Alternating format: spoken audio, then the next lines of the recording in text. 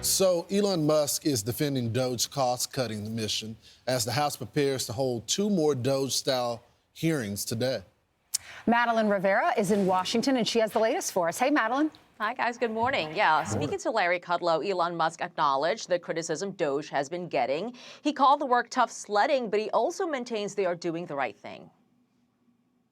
When people criticize, say, what DOGE is doing, we say, well, which part specifically? Because we put all of the actions of the DOGE team on the doge.gov website and on the DOGE handle on X. So we post the receipts. So it's like, this action has been taken, this action has been taken. When we get criticism, we say, like, of what? Which line do you disagree with? Like, which cut?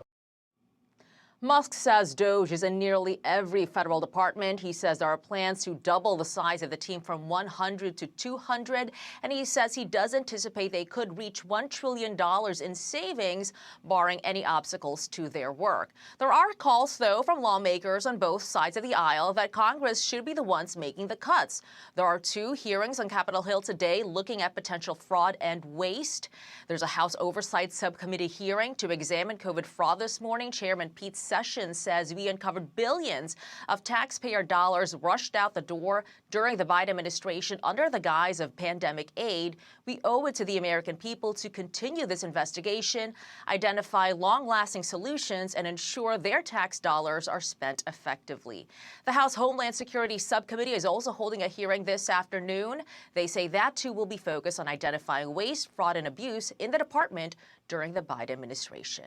Lauren, Steve, Ainsley, and Brian. All right, Maddie, thanks. Thank you, Madeleine. Fascinating to see Larry Kudlow sit down with him in the White House yesterday for, it looks like, 20, 25 minutes. And it's hard to see a guy in the country more under fire. And if you listen to that podcast, which, as I mentioned yesterday, it takes three and a half hours to get through, there's the constant threats on his life. Yeah. And he says, I'm worried that somebody's going to be hearing these descriptions of me as a Nazi that can't be stopped and a communist. And they're going to say, it's my duty to go have him eliminated. Right. And what he's doing is, with his free time, allowing his companies to let his vice presidents and presidents run those companies, and he's focusing for free on forming a force to lean out government and get out the corruption in government. And there's so much pushback. My view is he can't get his head around it. He posted on doge.gov. Take a look at it. Point out the contracts yesterday, for example. Lee Zeldin posted on his, he's going to eliminate $3.2 million in programs that he found. Grants, then you have Marco Rubio says USAID, I've decided to eliminate 83% of the programs there. That's in conjunction with DOGE. And it also talks about the weekly credit cards. We were looking at this while Madeleine was talking. We were listening to her, but on doge.gov, and it says 200,000 credit cards have been deactivated among 16 different agencies that were audited. These were credit cards that were unneeded. So you can go on there and you can see the report card of all the waste. And the next step, apparently, is DOGE plans to, and actually the state of Ohio does, every check that the government cuts, they plan on posting on the DOGE site. But y'all talk about the threats. I honestly didn't realize it was this bad. Hannity did a full deep dive into this yesterday. The amount of car dealerships that have been set on fire as a result of this. Dealership. I mean, this is crazy. What's going on? Cybertrucks that were Cybertrucks. Donald Trump said he's going to buy a Tesla. Sean yesterday on radio said he's buying one and he's going to donate it to a winner, someone who wins on radio. He also said he's going to buy another one last night. Well, and it's not just in this country. It's also a cyber attack on X. Elon Musk, during that interview at one point, he said that there were disruptions, a denial of services. In a gigantic orchestrated way, he said it looked like either a really large organization or a country. And he suggested that it looks like it's coming from the Ukraine area.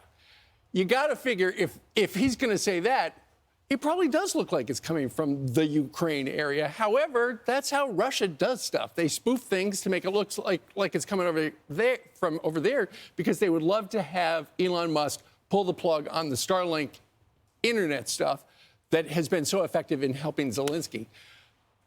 Everybody knows that's probably what Russia is doing. You can't think that anybody in Ukraine would be screwing with X at this point. Right. And by the way, I got assured over the weekend, Starlink's not moving. They're going to keep it up. That'll be devastating. In Ukraine? Yeah, in Ukraine. But don't do what I did. So yesterday I got an X alert that I'd been compromised. So it looked by the legitimate. Russians? Oh, it just said, yeah, we have a problem with one of your your postings. ex-account. So I click through, and I'm dead. What do you So I can't get on my ex account. Where was this warning? Was it in an email or was it on your ex account? It was an email. Yeah. It was an email to the right account. It looked totally authentic. I clicked on it, and then it said to report the problem, click on it. And it's from Turkey. You fell for it. You're not supposed to do that. I'm guilty as charged. We But all I just thought I accidentally must done have, because I posted a lot of things over the weekend. I'm trying to think, for the life of me, I didn't know X was down. I said, what did I do wrong? So I'm looking at my postings. So let me make sure. They said, if you don't get back to me in 24 hours, your account will be stopped. Oh, God. So I didn't want that. That happened to me before. So I got my whole So you account clicked right on now it. is dead. I clicked on it.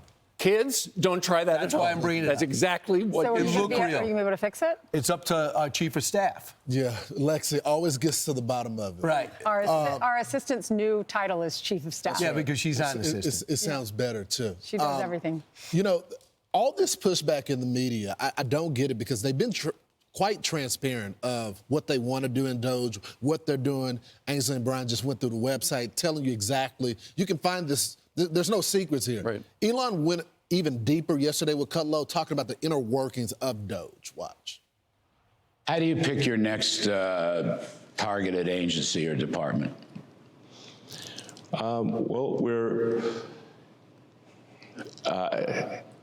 trying to act broadly across all departments, so it's not just one department at a time. Are you in all of them now? All of them? Pretty much, yeah. Yes. Oh. We're trying to make the government more efficient across the board. So yeah. How big's your team? We're a little over 100 at this point. 100. Get to 200. You're going to get to 200. Yeah. We've got this enormous federal budget deficit, and it's a $2 trillion deficit. It keeps growing. Our interest payments are higher than our Defense Department budget. That's I think was the real wake-up call for me, was looking at seeing that the interest payments on national debt exceeded the Defense Department budget. And that was only growing over time, which meant if we didn't do something about this, then there won't be any money for anything. We'll just be servicing debt. So Donald Trump doubled and tripled down on his support of him. And Steve, yesterday we were just talking about what was happening behind closed doors. I think it was on Friday. It was a real fight. You know, the cabinet secretary stood up and said, I need control of my personnel. There's some of the guys that you're working with, some of your DOGE people were cutting some people that we need, and between Sean Duffy and Marco Rubio, but they aired it out. Now think about this. In any sport, the Kansas City Chiefs, your New York Yankees, whatever it is, whatever company you're in, if you really want to be successful, tempers will flare. Confident people will go at each other, and it makes you better. If you don't, if you're just going on to hold on to your job, that's when there's almost no friction. There's also a lot less incentives for the most part for success. And if your goal is to make the country better, because you don't leave, for example, Sean Duffy's job where he's making great money, working working both channels, with 9 kids in New Jersey, you don't leave that job to make $200,000 and live away from your family for 4 years unless you love the country. You're the head coach, so you're gonna right, but that's just it. There's nothing wrong with having it out. You got 2 players that are superstars in their own rights in different areas, and then you have the president of the United States, which I'm told in the meeting that made the final call to say, He let them fight it out. He let them fight up and said, this is the move that we're going to make now. Two things that I learned from that interview yesterday that I did not know. He was talking about the gigantic fraud loophole that the NGOs get all this money from the government. We've been reporting on NGOs down there at the border that take the migrants, they give them shelter, they help them. Who knows what they're giving them? But it's with all government grants. Government grants. Those are your tax dollars. So he said these NGOs, we have no control over them. We give them the money and they can use it however they want. He also talked about that this is going to be a temporary agency. So Elon Musk is spending so much time, he's getting harassed, death threats. His businesses are getting caught on fire. And then also the charging stations, people are setting those on fire. All of this, his stocks are down. He did all of this for our country, and he's spending 18 months carrying out this mission, he says, until July 4th of 2026. They're cutting trillions of dollars from the national deficit. So Larry asked him, you're going to stick around for another year? And he said yes. And so the question is, how's he going to be able to do that? Because he's a special government employee right now. You can only work 130 days. maybe he will have another classification, but nonetheless, he's sticking around until it's all over.